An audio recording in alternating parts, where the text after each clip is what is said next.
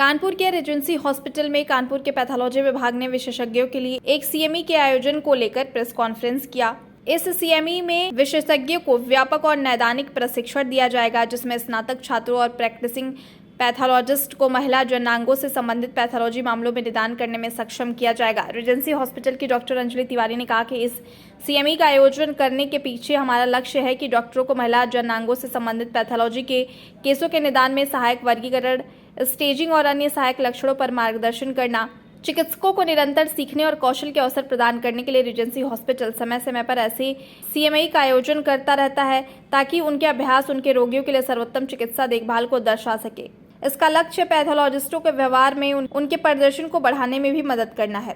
इस press conference के दौरान रेजेंसी अस्पताल के प्रबंधक निदेशक डॉक्टर अतुल कुमार, आयोजक समिति के अध्यक्ष डॉक्टर आशा अग्रवाल, डॉक्टर अंजलि तिवारी, सचिव doctor Nupur Trivedi, doctor Shefali Agrawal, doctor Deepti Gupta, कोषाध्यक्ष डॉक्टर वैभव अग्रवाल और वैज्ञानिक समिति के डॉक्टर पंकज मिश्रा मुख्य रूप से प्रेस कॉन्फ्रेंस में शामिल रहे। इस प्रेस कॉन्फ्रेंस का मकसद यही है कि हम ये मैसेज ज़्यादा से ज़्यादा लोगों पर, ज़्यादा से ज़्यादा डॉक्टर्स तक पहुंचा सकें कि रीजेंसी हॉस्पिटल कानपुर का पैथोलॉजी विभाग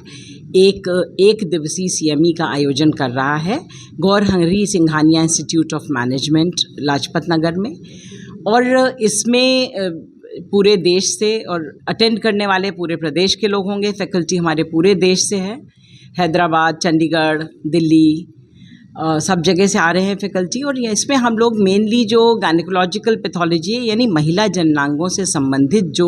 बीमारियां हैं उनकी डायग्नोसिस किस तरह से की जानी चाहिए, उनकी रिपोर्टिंग के लिए कौन से क्लासिफिकेशंस यूज़ करे जाने चाहिए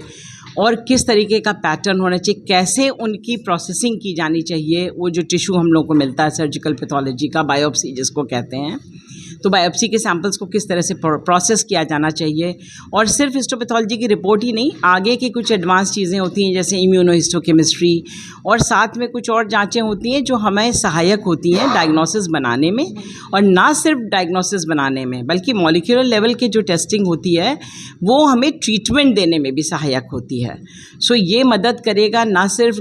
पैथोलॉजिस्ट को बल्कि गायनेकोलॉजिस्ट को भी, और अगर कैंसर है तो कैंसर विशेषज्ञों को भी ये मदद करेगा जो यहाँ पे चर्चा होगी, जिस तरीके की ट्रेनिंग होगी। और मकसद यही है कि हम सब जो रीसेंट एडवांसेस हो रहे हैं उनसे अवगत होते चलें और उनके बारे में एक दूसरे को बताते चलें और हाथ में हाथ मिला करके आगे बढ़ें, ताकि सोसाइटी में जो रिपोर्टिंग का स्टैंडर्ड है वो एक अच्छा स्टैंडर्ड तैयार हो सके और एक यूनिफॉर्मिटी रहे,